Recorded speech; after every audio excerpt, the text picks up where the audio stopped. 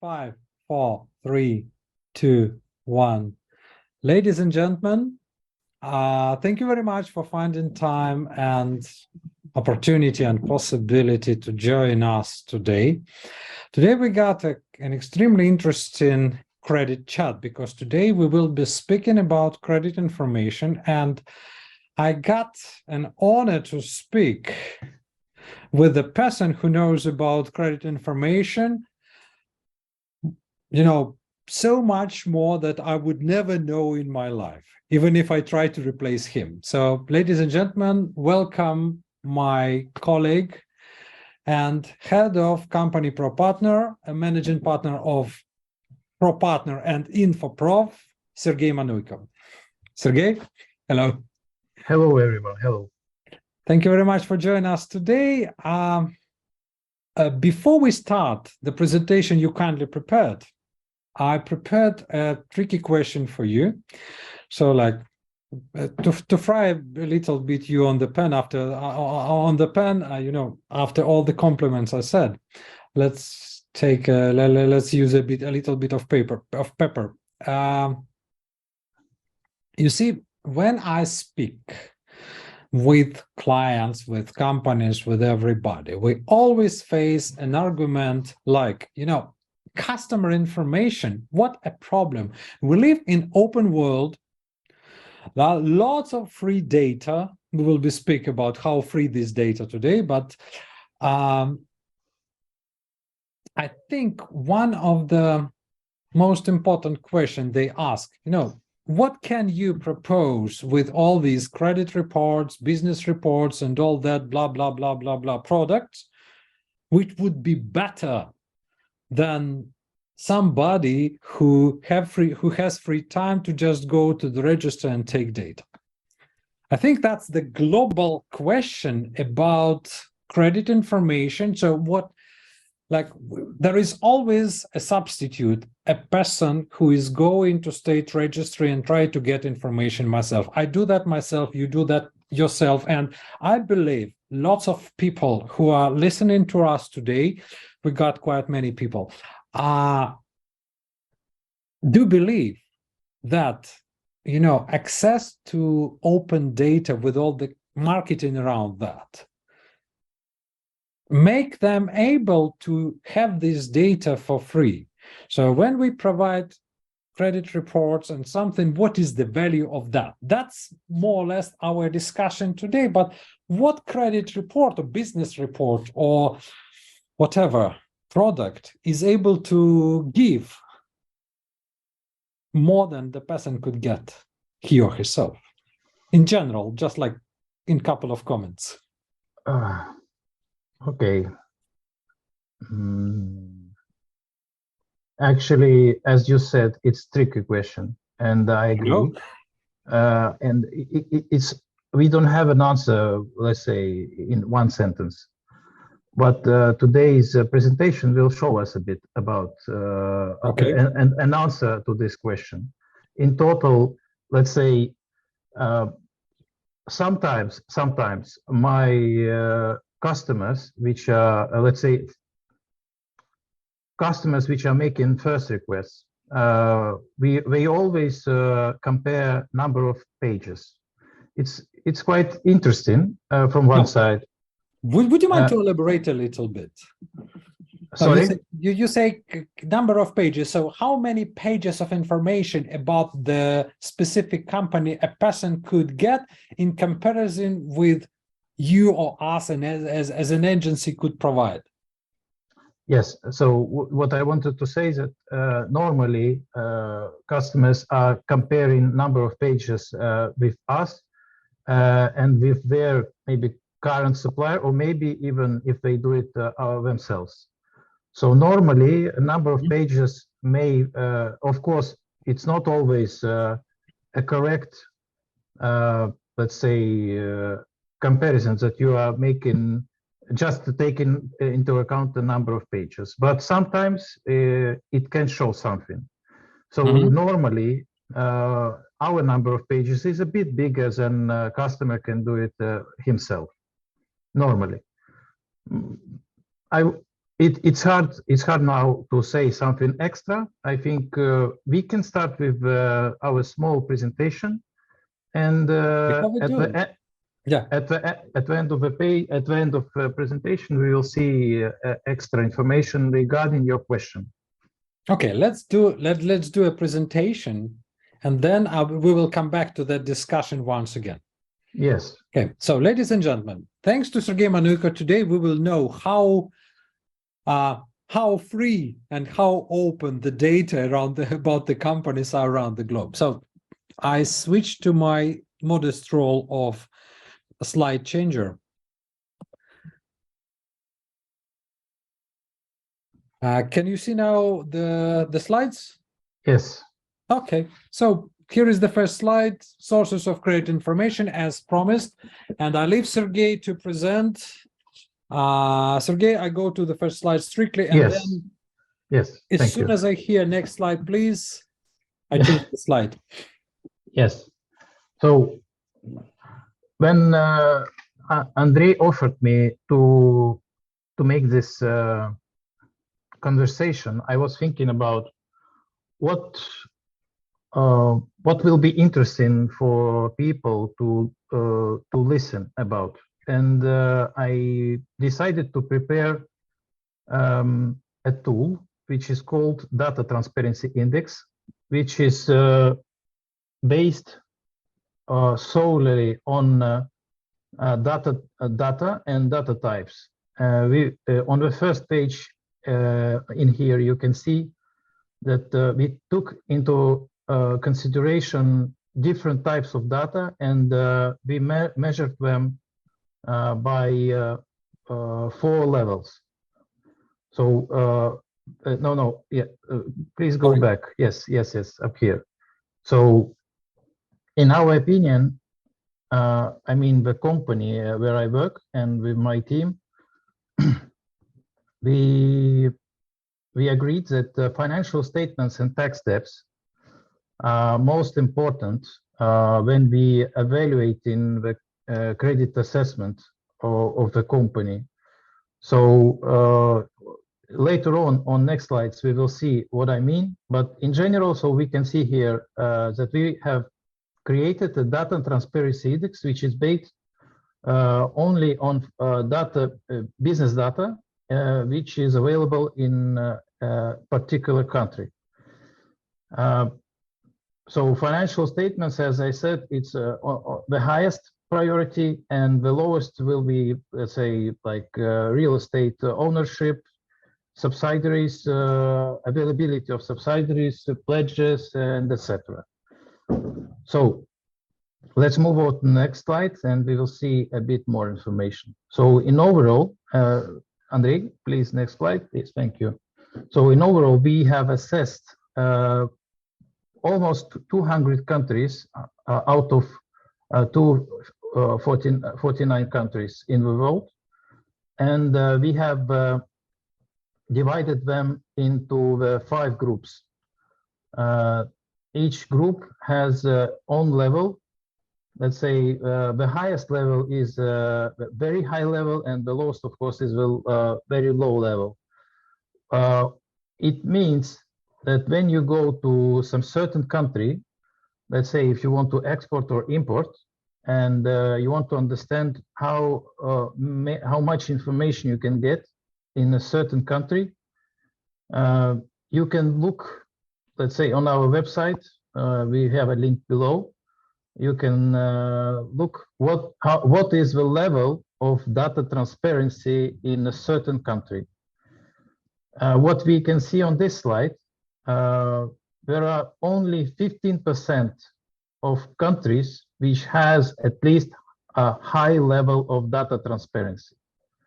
And there are a lot of countries, let's say 85%, which has medium or lower data transparency index. I think this is showing us that the world in overall, in general, is very closed for publishing information to the public. I would say in general that mostly open countries are European countries. as we know. Asia, I would say it's a medium level of data transparency, and Central and South America, Africa, Canada, and United States, these regions are very, very close. Okay, so let's move to the next slide. Okay, here we did a bit more, let's say, specifications, and we provided certain distribution. We made a certain distribution by levels and by regions. So as we can see here, we have only one country in Africa which has a high level of data transparency. We can mention it. It's Morocco, and medium is connected to Egypt, or maybe South Africa. I don't remember. Some of them. So the rest countries, let's say, are very, very close in Africa. In Asia, we have a similar situation. We have only one company with, one country with a high level of data. If I remember correctly, it's China, and we have, let's say, a medium level. Let's say a lot of countries. I think it's like a Singapore or maybe Thailand or Taiwan, where you can get more or less good information. Central, as I told, Central South Africa, South America, and the North America and Caribbean region are very, very poor. And if we look at East and West Europe, they are much, much better. So we have only a few countries with very low level in East Europe, and a lot of countries with high level of data transparency. Okay, so in overall, the table is clear. Let's move to the next slide, please. Andrei? Okay, good.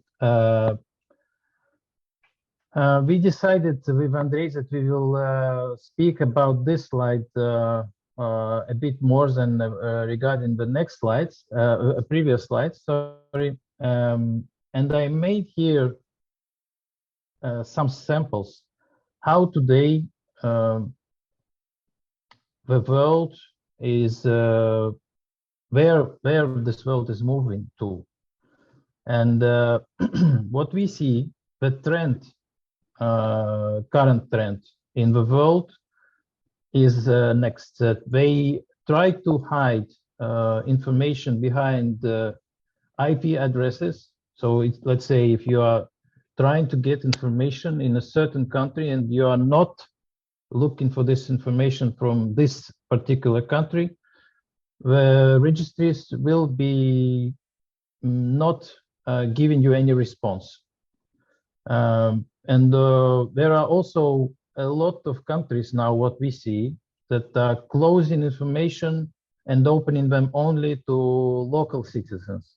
So you need to have a local ID or something similar, or you have to be on the place. For example, in Tajikistan, if you want to get the data, you need to go physically to the registry to get the data. Same applies, for example, in Egypt. You can't get information if you are not up there.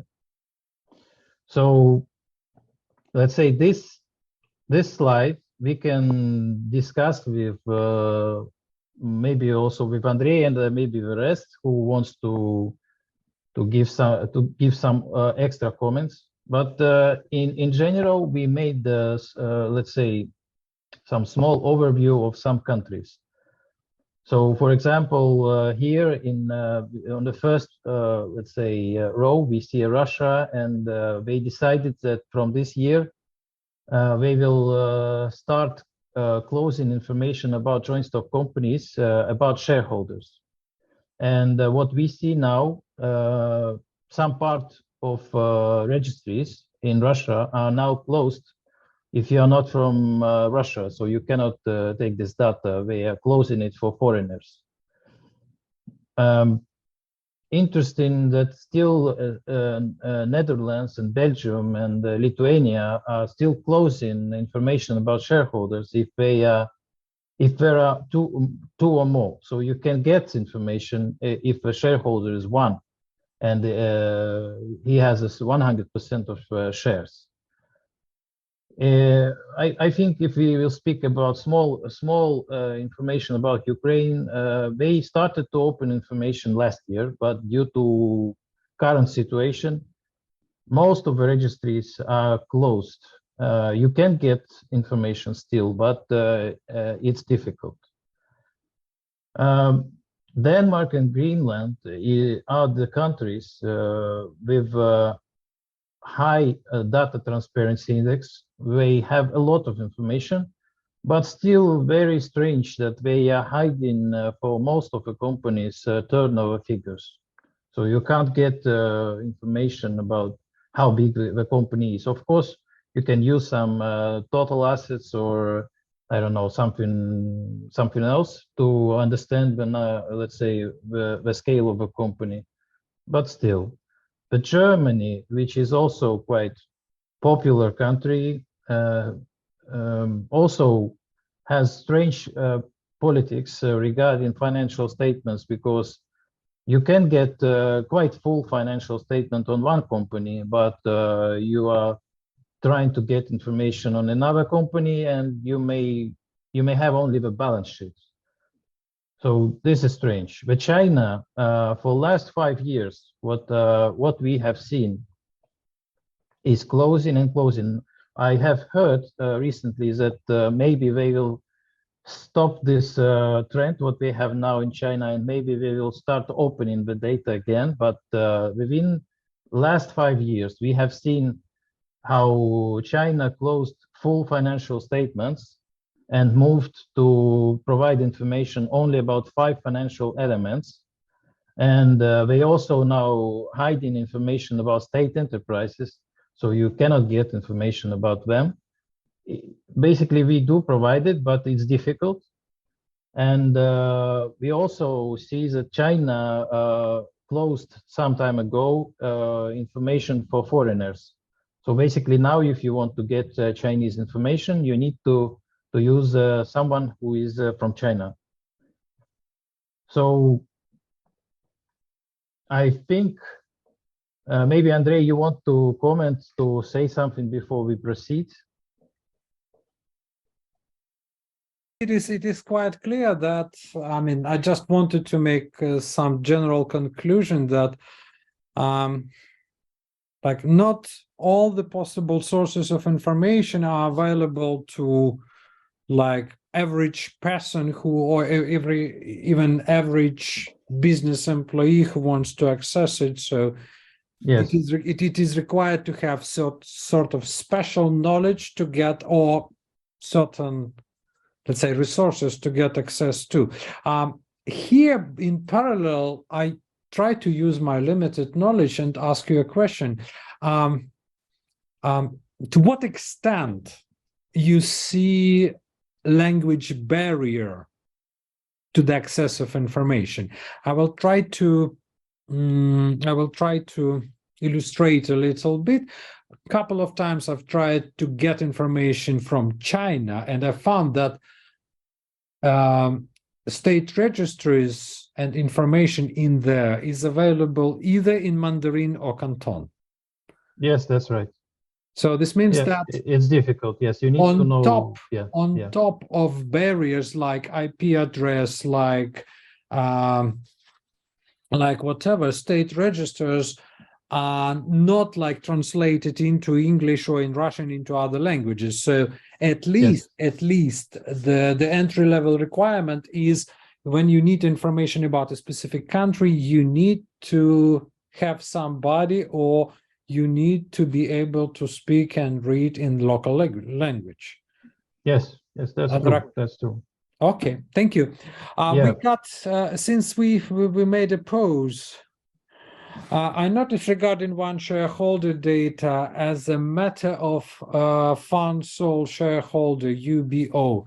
So as follows, latest ECG decision regarding public availability and UBO data, it potentially can be protested one day. Yes, Sergey, here, I believe you see the comment.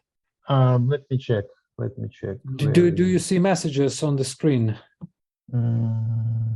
I saw them, but they are disappearing. Hold on a minute. Let me check.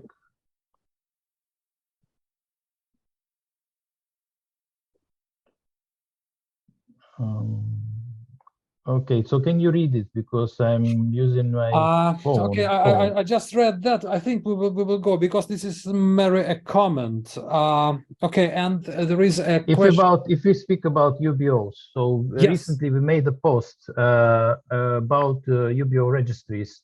Mm-hmm. Currently, 6 countries closed their UBO registries, which were, let's say, this decision is related to court decision made in Luxembourg, and due to this decision, which was, if I remember correctly, on 22nd of November last year, after that, German, Belgium, Netherlands, Malta, Luxembourg, and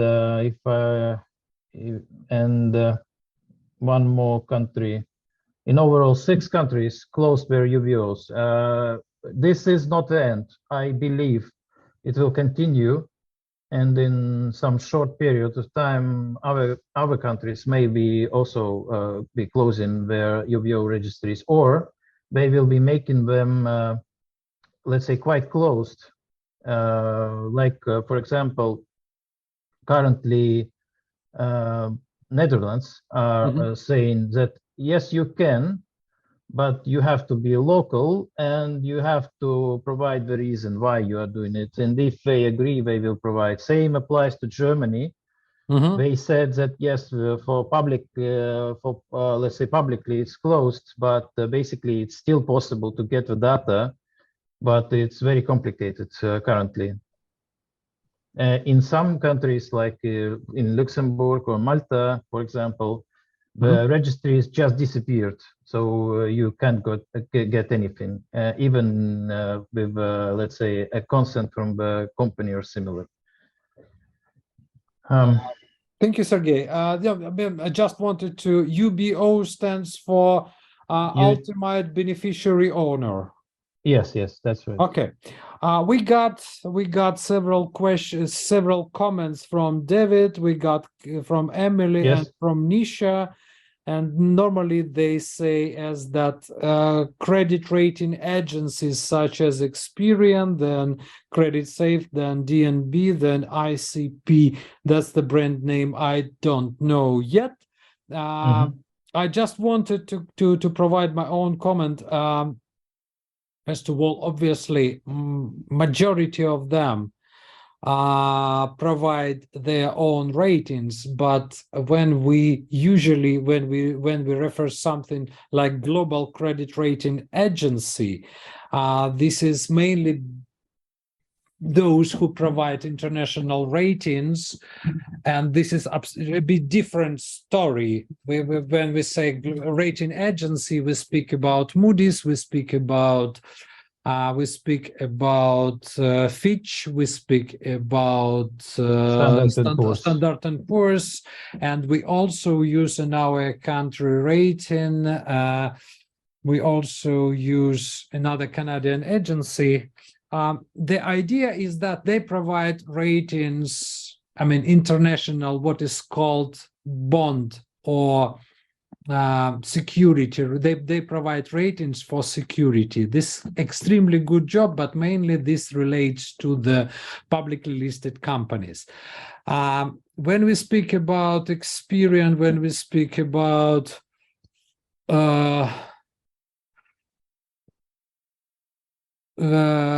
Eva, thank you very much for joining. I will give you a call. I will simply give you a call right after our air.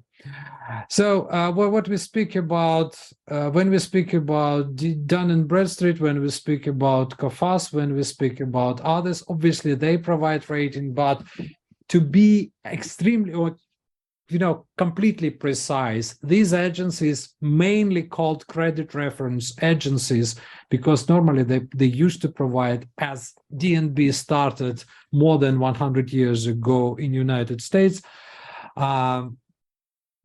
they started to provide credit reference, mainly credit information. That's why our air today, our credit chat today is dedicated to sources of credit information. We know there are many of them.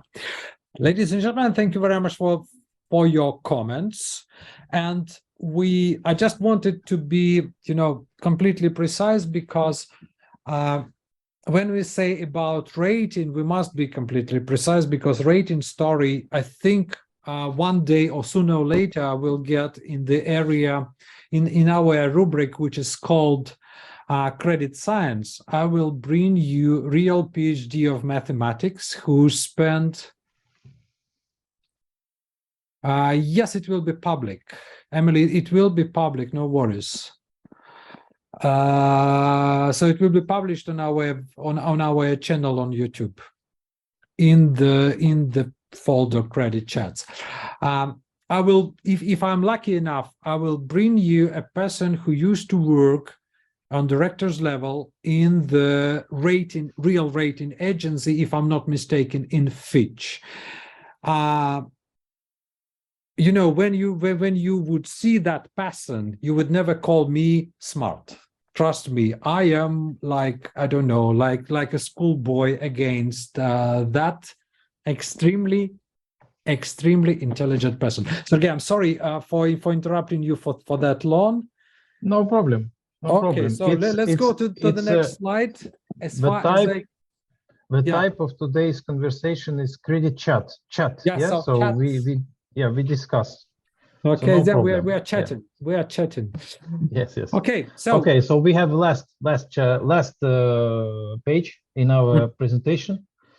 It's called indirect or unofficial data sources. So we try to compile and we try to gather as much as possible, let's say, information what can be provided by information agency.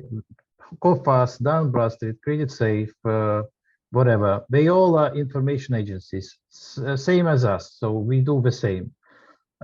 They try to provide you extra information what you cannot get directly from the registries normally. In some countries you may have it, but in most countries, let's say, you cannot get beneficiaries directly. You need to calculate them by going through the shareholders. Let's say if the shareholder of one company is a company, you go to another company and you go further and further until you get private persons in the shareholders. And in this case, you will get calculated beneficiaries. So normally information agencies do this. Of course, if it's possible, let's say, to do inside the price which they offer for the report. In some countries, you cannot go further. And let's say if it's, I don't know, any country where you need to buy an extract and it costs like 10 or 15 euros, so you cannot go further because you are out of a budget. So in here on this slide, I counted how many countries is possible to provide extra information if we are speaking about information agencies. I don't know if all information agencies can do this. At least we made an account inside our company, and we looked through all the countries we provide, and we made some calculations. So in here you can see that shareholdings of a private person, so where he is a shareholder or a director in another company, there are quite a lot of countries. Most of them are in the European region, and some of them in CIS region, such as Kazakhstan or Uzbekistan, and similar countries. What is interesting, sometimes it's possible to provide number of employees or turnover figure or even export and import data if you have information about paid taxes by the company. In some countries, it's possible to do, and we mentioned these countries on the right side of the table. I'll make a short understanding. So it's Kyrgyzstan, Uzbekistan, Georgia, and Armenia. And turnover figure can be calculated in 4 countries: Kyrgyzstan, Uzbekistan, Georgia, and Estonia. What is interesting about Estonia, the registry, the tax department in Estonia is publishing every quarter information about paid taxes about current year. So right now we can calculate the turnover of each company in Estonia for the 2022 year, which is basically just finished, but we can find out the turnover of the company already now. This is because they publish paid taxes. So what is also maybe interesting to understand that in some countries, it's not possible to search for legal actions or litigations, but if you collect this data internally, when you are able to do it, we do like that in 5 countries at least. We do like that. Maybe other companies are doing maybe even more. So why is that? Because, for example, in Georgia, you can search for litigations only for the last 7 days. And each day, the 7 days are moving with you. So let's say today you can look for last 7 days from, let's say, from 25th to 18th. But tomorrow you will be able to search from 26th to 19th, and etc. So what we do, we collect each day litigations, and now we have held about 3 years of litigations in Georgia, and we can search and provide information to our customers.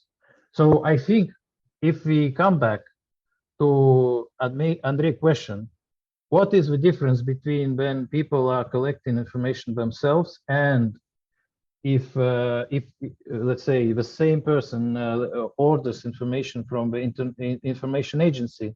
I think this slide shows what is the difference.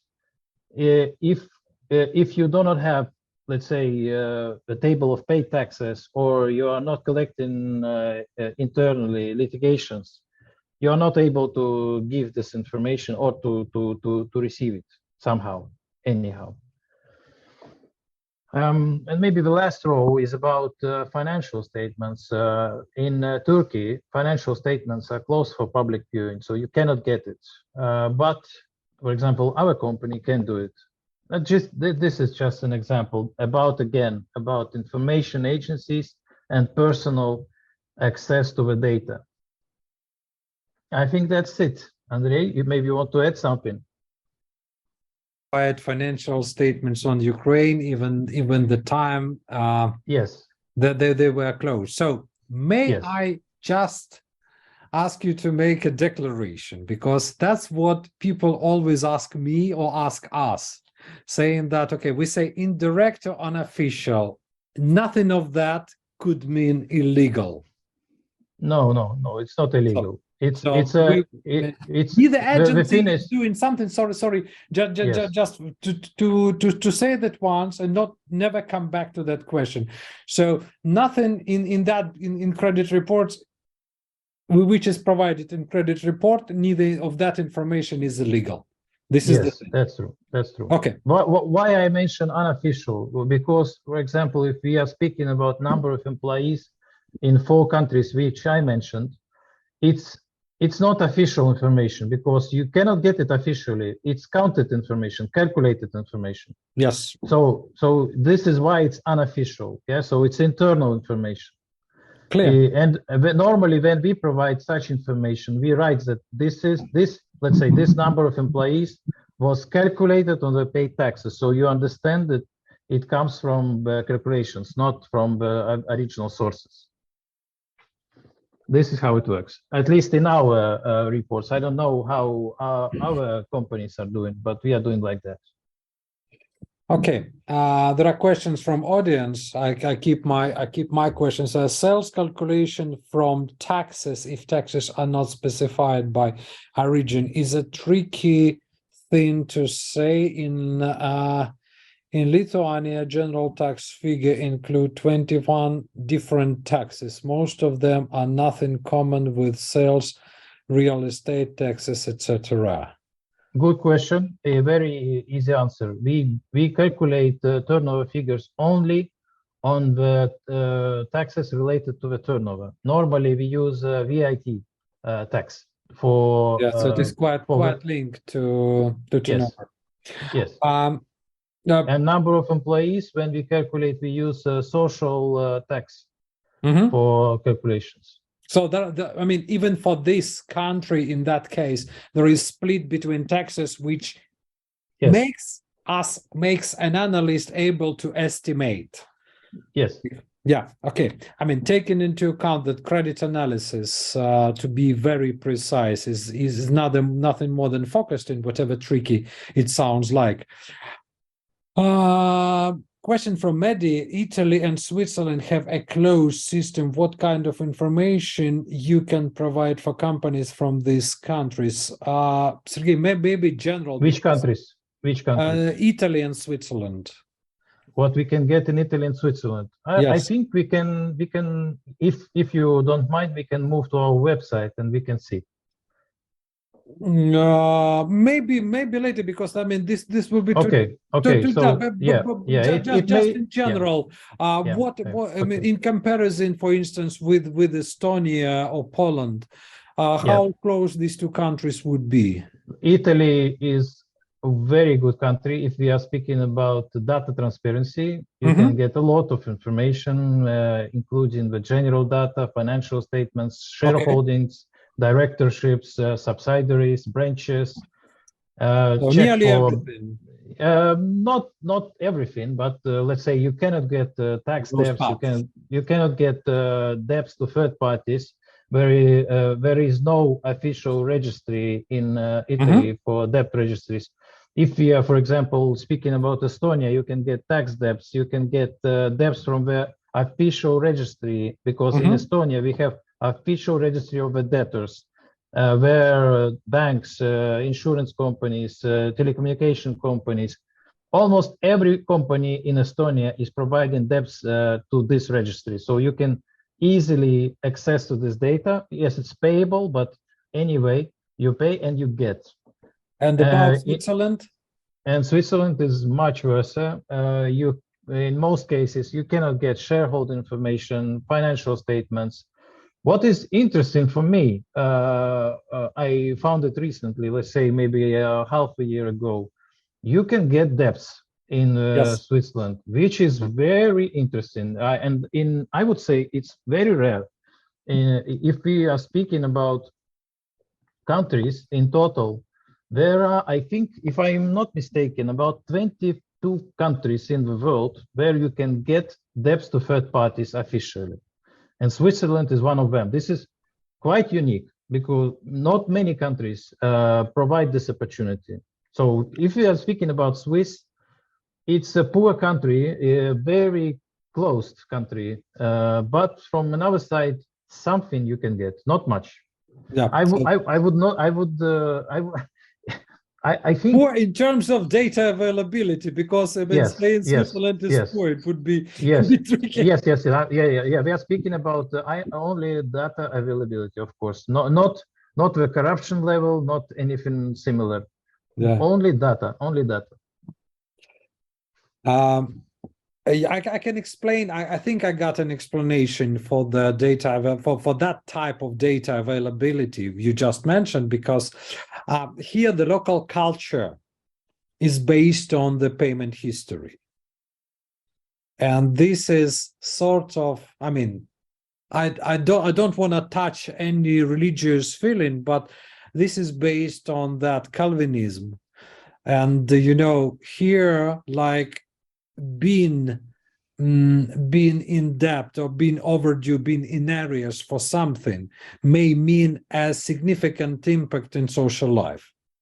Therefore, this information transparent, and each time you do like any serious act with the government, you need to provide what is called, people in French it is called certificat de non-pursuit. So like you provide certificate that you don't have legal action against you, and everyone can take a debt registry. It costs money, but each time you know that if person is in areas of pain of any sort of obligation. And this is what I try to say, that in Switzerland, at least, I would not be speaking about any other country. This is part of local culture. Yeah. Okay. Maybe someone has another question. I got questions. You have questions. Very good. Absolutely. Okay. Absolutely. Okay, So fine. let me come back. So let us come back. I'll switch on back my camera. So let me now a bit of torturing you in terms of question, because I have really serious questions about data. So when we come, let us come back to my very, very first question. We know that there is that stereotype that everybody can go to state register and get information about the company, therefore there is no need in credit report. Those who didn't try that might think so, because we know that there are two types of companies: those who already use credit report to know why they exist for, and those who didn't do that. And they, to me, I think for this this sort of, let's say, consumption of product like credit report is not known yet, because first of all, they don't know where to insert that product in their business process is one thing. And second thing, they continue to think that this is the information they could get for free. So let's today, my very, very first objective is to break, to crumble to the ground that stereotype which doesn't work. First of all, you got, I know that, let's say nearly officially, that you got, several credit analysts working with that information who are, on top of their credit analysis capacity. Of course, they are credit analysts. They are very good information searchers. So when we speak about, say, a credit report, I know that they do sort of manual work. So we speak about a person who is spending 8, 9, sometimes more hours a day searching information about the company. So this person is educated, experienced, and quite well prepared to do so. When we say, if we put this person against the computer, not his or her working computer, where everything is prepared, like how much time this person would spend to find an maximum possible amount of information about, let's say, any average company on the globe? 1 hour. 1 hour. So this is at least 1 hour. Hold on a minute. It's important to understand. 1 hour will take, including preparation of the data. Meaning putting maximum in that half an hour, maximum half an hour on collecting information. Maximum 1 hour collecting information, and then half an hour maximum. Half an hour to collect information and half an hour to prepare information for the client. This is look. No, I think it's important to understand. We have a production site, so every part of our, let's say, business line, is divided into a different type of works. We have people which are working only with collecting data. Okay. And they don't search. We have another types of people which are only making credit analysis. Mm-hmm. And we have people which are also, let's say, making interviews and let's say working with the customers. Let's agree on one thing. First of all, because we will come back to credit analysis, we don't touch credit analysis yet. Because when we speak about finding information and putting it into the digestible format. For that, you got your especially like you got like production software. Imagine that if it is within the company or the kind of internal credit analyst, they need to have their own format, but this will extend the time for preparation of information. But we're speaking about that very, very well prepared specialized person does that. I mean, what I was tricky in my question, because I said that without your software, not on their website. Like if I give them my laptop, they will do that within an hour. Yeah, I was speaking with different, let's say, my competitors, and I was asking them how their employees are working, how fast, and I was comparing them with my production team. Let's say let's say the slowest production of one of my competitors have is they can collect information within 3 hours in average. So one company, 3 hours. Okay. And the fastest is half an hour. Okay. So if we take average, so this would be about hour and a half, close to 2 hours. Yes, like that. Yes. So so this means that if one of your credit analysts who specialized on searching information or collecting information, data collection, let's be fashionist. Let's be fashioned, and we'll go to the normal business company and trying to work like internal credit analyst or data collector. They will be spending, I mean, with a special preparation, they will be spending about 2 hours to get information at least one company without production capacity. Without, we are speaking about only collecting information. So this is 2 hours of time for the prepared person. If the person is like me, who with all due respect is mainly credit manager, without knowing that special tips and tricks and everything, without that fingertips trained for that, I will be spending, I mean, my calculation is 3 hours in my case. Yeah, I think so. Yeah, it is about 3 hours of time possible. Of average person, so multiplied by hourly rate, ladies and gentlemen, and you understand the cost of credit report in terms of time. Plus to that, please. Andrei, I will say you, when we started our production, when we started first year, within first 3 or 6 months, we had very slow production. I think because we had no, let's say, no programs which helped us to make it faster. One report took at least 4 hours, actually. One report. Because we had no programs, nothing. Manually, without automated access to data. Yes, all manual. Yes. All manual. This will be about 4 hours of time. So ladies and gentlemen, for your knowledge, you can easily multiply it by hourly rate of your employee. Don't forget. And those who are following our airs, we were speaking about cost of credit. Don't forget annual bonuses. Don't forget, don't forget salary taxes and something, all of that, which is included into employee cost for the company. So this will be quite interesting. Let's continue. On top of that, we know that you as agency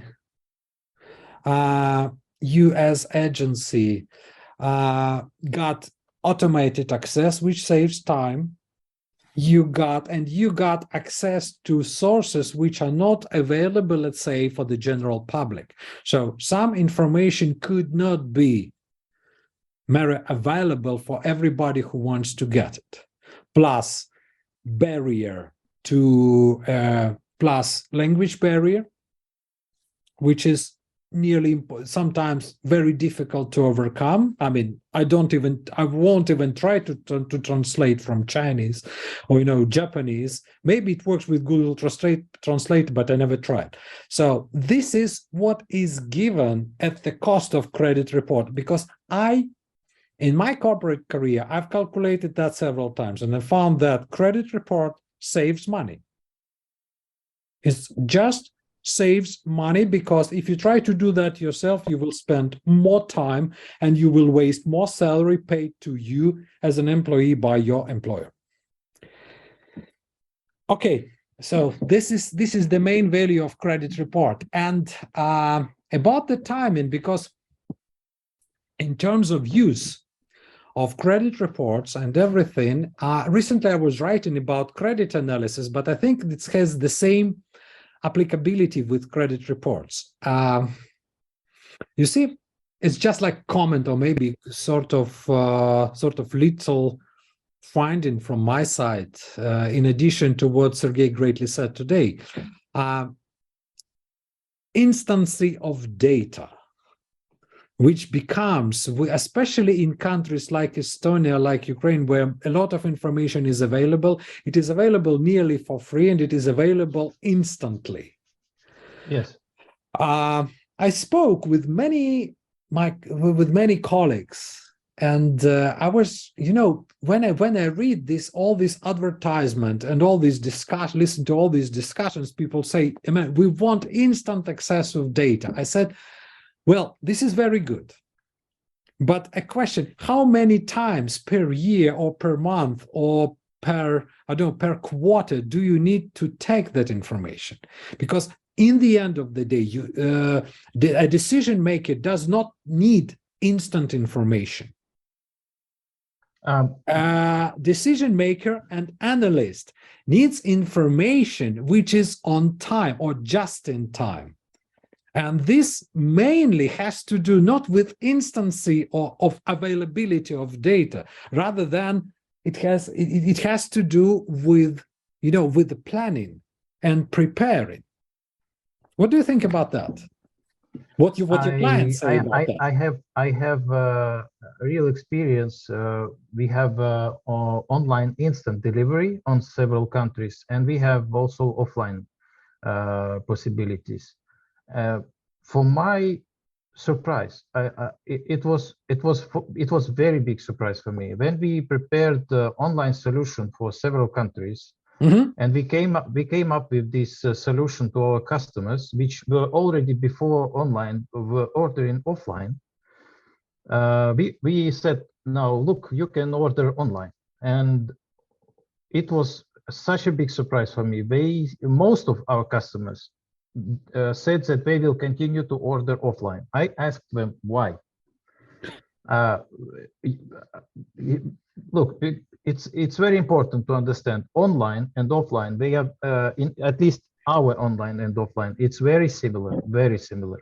Mm-hmm. But there are some small differences, which may be big differences. First, we search for extra information which is not able to provide online solution, because some data sources, they are not automatically readable, so you cannot make automated access to them. For example, I don't know, in Belgium, if you want to get the shareholder information, you need to go to annual report, which is a scanned document in PDF. Yeah. But you can get Belgium online, but in most cases you will never get shareholder information. In some cases you will, but not in all. In most cases, no. So and the second part, we search for some extra information, and we provide credit opinion, which is provided by our team, not by the robot. Let's say CreditSafe, CoFast, DNB. They all provide you automated credit opinion. We also have this. We also have robot which is providing online immediately credit opinion, credit rating, credit limit, and payment default percentage. But normally, what we see, our analysts are providing a bit different credit rating and credit limit. And for some of our customers, it's important that they will get manual credit rating and limit. Well, okay. My personal, I mean, ladies and gentlemen, one thing you need to know about who is saying these words. It's, I mean, I never go, I don't allow myself to go personal, but one thing you need to know about Sergey, I think he's the biggest fan of automation in this world I know. True. I like it. He's one of the biggest fan of all these artificial intelligence, machine learning, automation, everything you may image. He's very big fan, but another side of him, he is perfectionist, and he's extremely customer oriented. I felt it on my own skin, so I got skin in the game in that story. So Sergey, I came to conclusion that best results are coming from, I mean, Ukraine showed that, from keywords, from combination of capability of machine plus something which a live person could add to that. I can tell you, okay, I will give you, I had a customer in one of European countries. Everybody knew that they're technical bankrupt. Everybody knew they have no money. Everybody knew they are slow in payments because of that situation. But then I came to that entity and they showed me a credit report which was given credit rating 100 of 100. I mean, highest credit rating because of their financial statements.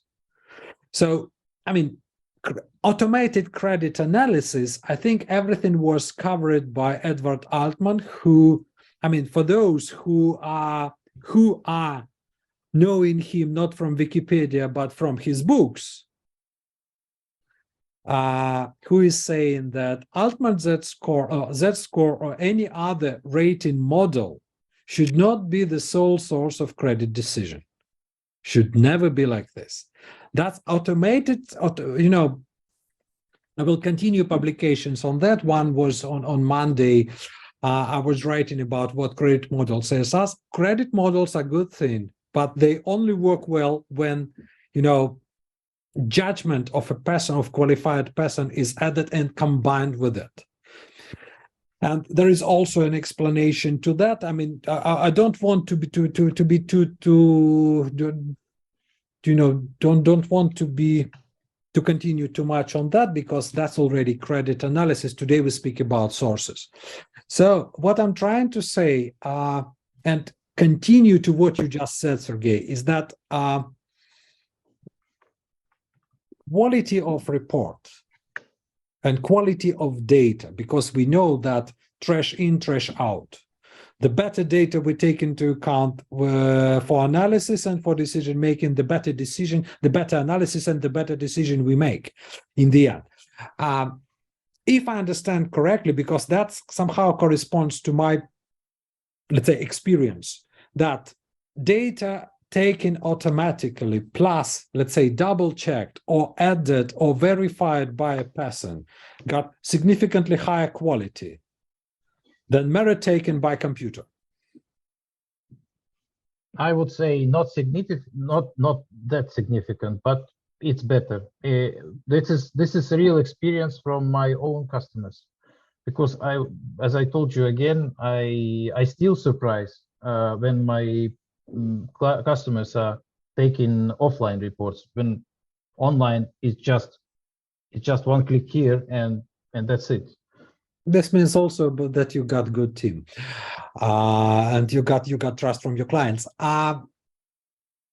But it's a bit, let's say, I would say like that. If you want to understand, let's say, a fully automated solution versus, let's say, fully automated solution plus a bit of manual work, I would say the value which is added extra is up to 20%, not more, unfortunately.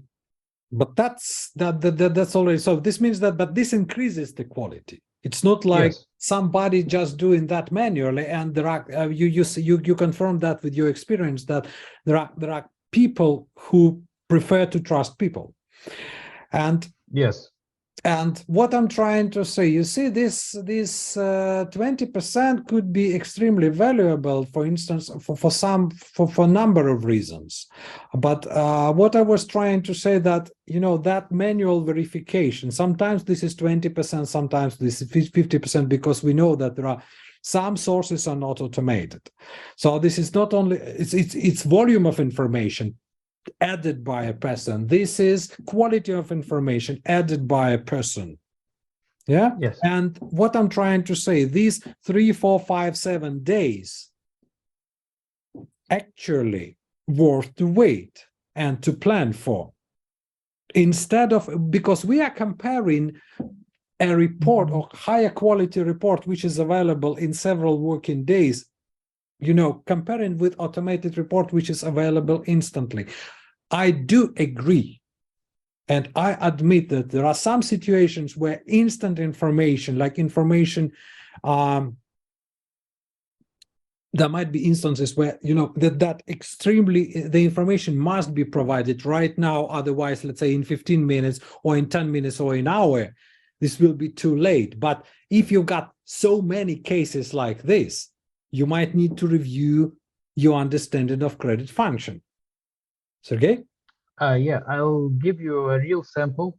Maybe most of people know such company as Statoil or Circle K currently. We had, let's say, an experience with this company. In Estonia, they order about 5,000 reports per year, about. And for them, it was critical that information has to be provided instantly online. And they were searching only for this solution. But they said that like 10% of their customers, they want offline solution. So if to make a small conclusion in overall, yes, there are customers which want online solution, and it works and fits perfectly to them. But what we saw from this company, like Circle K, they divide, let's say, small and medium customers and big customers. So for big customers, they want offline solution where the decision has to be made manually, not let's say automatically. And for small, let's say, risks, for small and medium risks, up to 10,000, for example, per year, they agree on automated solution. So I think in most cases it depends on the company and their situation. The size of the credit risk of yes. exposure. Yes, but once again, Statoil or Circle K, 5,000 requests per year, which is making something like 350 requests per month, and it's about 20 reports per day. It's a lot for manual work. And in this case, they are searching for automated solution. It depends. I mean, 20 reports per day. I do know that, you know, credit analysis, I mean, well done credit analysis requires at least similar time that information comparison. So this means that they would need, like, you know, 5 credit 4 people. Yes. To analyze that per day, so which is quite big. And again, I think this is the size of credit exposure which makes difference. If it is like small exposure which doesn't make that big impact on business, for that case it is really better to rely on it is much more better to rely on the agency rather than agency opinion, rather than make your own analysis. I got another example. I was speaking with SGS. everybody knows that T company, which does testing, inspection, and certification here in Switzerland, they got 500,000 customers on the globe. So I mean, when we speaking, they were speaking about the credit reports, and they said, just calculate. If we take the cheapest credit report, the budget for that would be enormous. 500,000 customers. If they take one report per company, this will be more expensive than their whole credit team. And what we do? Well, I don't know what they decided to do, because we were speaking wider story than credit reports. But when we started to speak, that was quite interesting moment. Okay. Maybe someone wants to ask something. We got questions. In chat. Is it possible to know before payment what information you can expect in exchange for payment? Many times we pay for full price. This is full price to various rating companies, and at the end we receive a sentence like, "I didn't find any relevant data." We particularly pay for the whole hour in advance, and at the end of the day we wait 1 day to receive nothing relevant. Okay, that I think this is an extremely relevant question. Sergey, please, you are the first. Yeah, it's very easy. We have a table of content for our reports on our website. So you go there, you select the country, and you get a standard, let's say, content of full report in a certain country. We did it on purpose. We had a lot of questions from our customers, what we will get if we buy, I don't know, China, Azerbaijan, and etc. So we just can't answer these questions every day. So we decided to publish this information, and we have it on our website. So you go there, you select the country, and you get information. Before the order, you can understand what is the standard content of, let's say, report on Italy, on I don't know, China, Taiwan, whatever. Let me make one step further, because I had to explain that myself, and I got my own landing. So let me add a little bit to that. There is list of sources of information available on each country, but what you pay for with credit report, when you order for credit report, you ask for somebody who on your behalf look at each and every one of these sources and provide you with information which is available or not available in this or that source.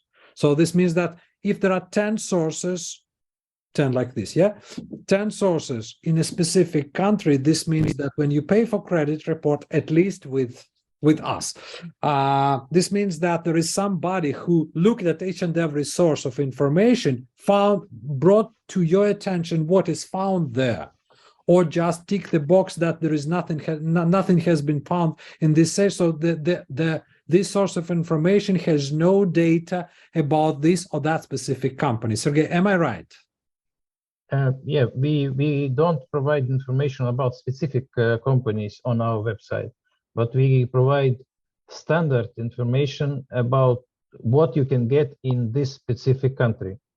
Sergey, I will ask once again, because I want to be this recorded and it will be clear to every user of credit reports. But this means that, again, there are 5 sources, and there is in report provided the information from only one. But this essentially means that all other 4 was checked either automatically or by person, and there was no information found. So meaning that empty credit report means that all possible sources in this country has been checked and no information was found.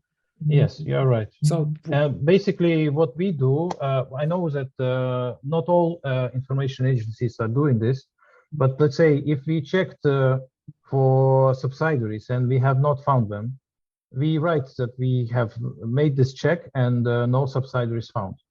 This is how we do. Yeah, so this means that, okay, empty credit report means that there is no data in these sources. And just like Yes. this. Yes. It's not about report content. It's about the, so when you pay for credit report, you pay for job which is done on checking on this company. I hope this is, because this is really important to remember. What model says, like with credit model, when we buy credit report, what do we pay for? Because every instrument, that my professional motto, use every instrument with clear understanding of its properties. Yes. Any other questions? Oh, we still have. You got, Sergey, I have a 5-day turnaround time on credit report. This allows for different time zones, delays in obtaining information and converting, interpreting, analyzing data. Nisha, I don't know if it is question or a comment. I believe Nisha is your colleague, Sergey. Don't know. Okay. My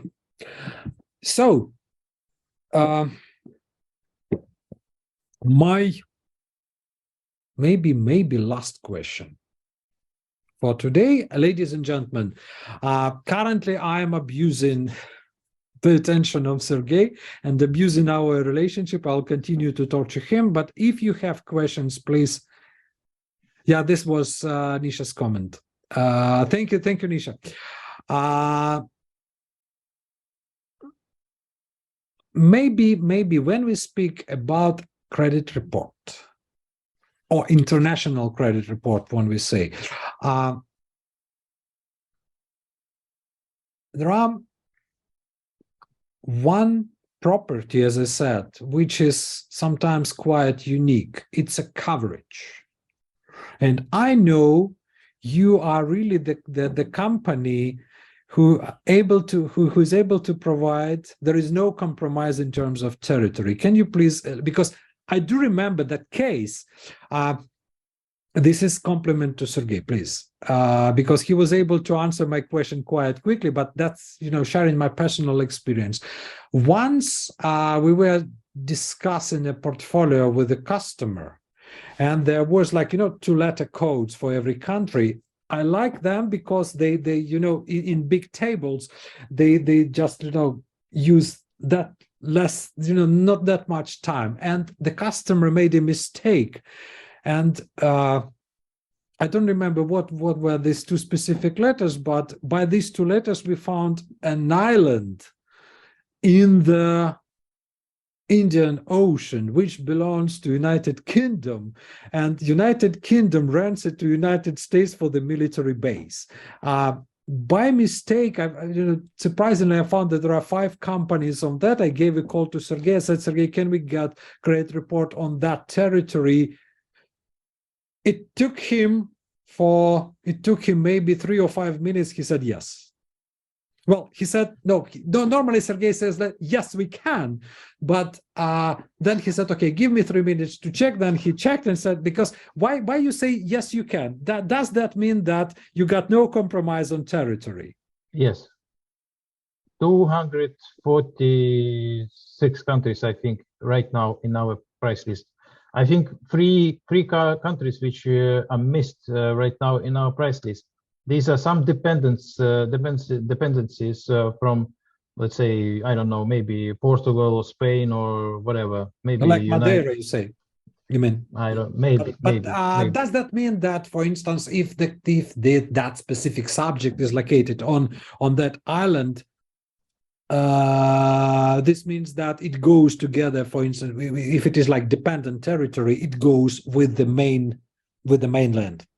No, not exactly. But the thing is, there are some dependencies or just small islands. I don't know, in some, like you said, Indian Oceans, which are normally not ordered by our customers. So we don't know even if we have it in our price list or not. But normally, when people are coming and asking, We are searching for relations with the country to which belong this island or whatever, and we understand where to get this information normally.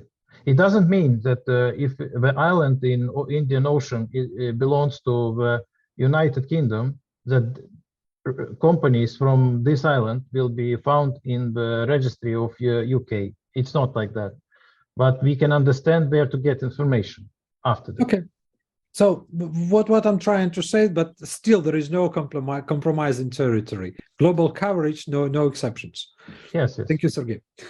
Okay, we got questions and comments. Let's come back to them. Is it possible to know? Okay, that was 3 new messages. Mary, have you ever tried a credit reform? I'm always good company, but I would say local. In European region, they are quite good. Yeah, they have quite good online solution for Germany, Austria, England, and some other countries, I would say. But to speak frankly, some countries are supported by us, if we are speaking about CIS countries, at least. Okay, CIS, you mean? Yes, yes. Okay, so I mean, we still got to mainly comment. This was a great informative meeting. Emily, it was great to have you here. I can confirm that I was using for some of our clients who they had contract with credit reform. They were supplying us with information, and we were doing credit analysis. I can, because I was using reports from credit reform, I can confirm, at least for, let's say, Central Europe, they are quite good. Yes, they are quite good.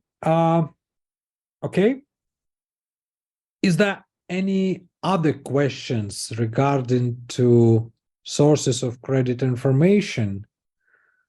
Yeah, if someone wants to ask some unique question about sources, you have an opportunity now. Yeah. No, not later on. So you can last seconds. Yeah. Yeah, please maybe a short yourself if you prefer. Short introduction. I'm engaged in collecting sources around the world from 2008. So about 15 years we are collecting information. Currently, in our we have a system where we collect all the information about all the registries in the world. Currently, we have 3,000 links to different registries. Let's say from online solutions to offline solutions. Sometimes, like I told, in Tajikistan, you want, or Egypt, for example, you need to go physically to the registry to get the data. So sometimes we use not only the link, but the person who is located in this country. Mm-hmm. So this is the network. Anyway, I mean, every job, I mean, we were speaking about,